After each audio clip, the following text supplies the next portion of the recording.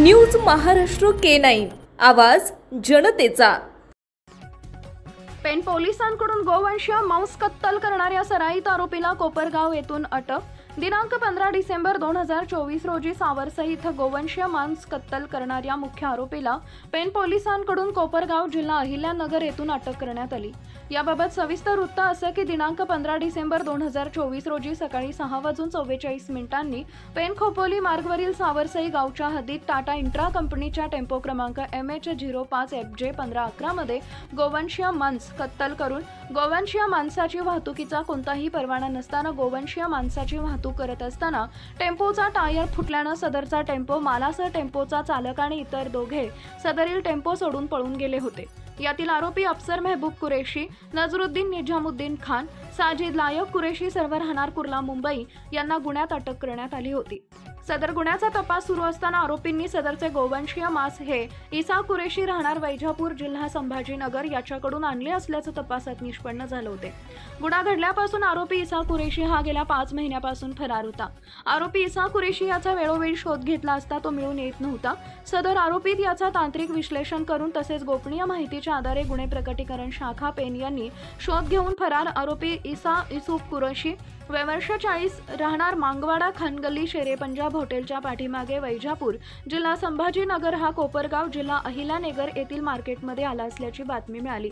त्या सापळा रचून ताब्यात घेऊन 19 मे 2025 रोजी अटक केली। सदर आरोपी हा सराईत गुन्हेगार असून त्याच्यावर अशा प्रकारचे अनेक गुन्हे दाखल आहेत।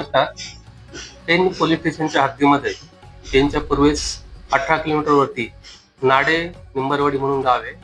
हेटवणे प्रकल्पाच्या हेटवणे धरणाच्या बॅक साइडला सदर ठिकाणी एका रात्री 5 तारखेच्या रात्रीला 7 तारखेच्या मॉर्निंगला 1 वाजताच्या सुमारास एका नाडेगावच्या अलीकडे 500 मीटर अंतरावरती एक स्मशानभूमी आहे।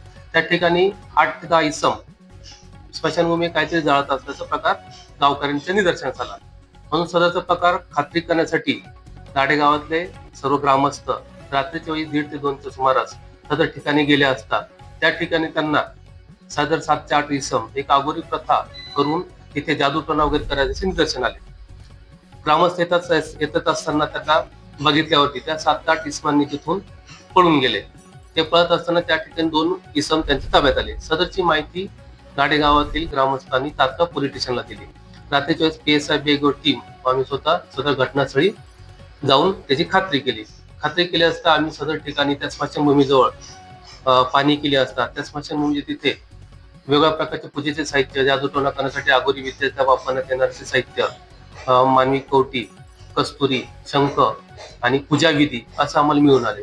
सदर 2 इसमांना आम्ही चौकशी केली असता त्यांनी सुरुवातीला उडावडीची उत्तर दिली। त्यानंतर त्यांनी सांगितलं की पैशांचा पाऊस पडत असल्याचं आम्ही त्यांना सांगितलं।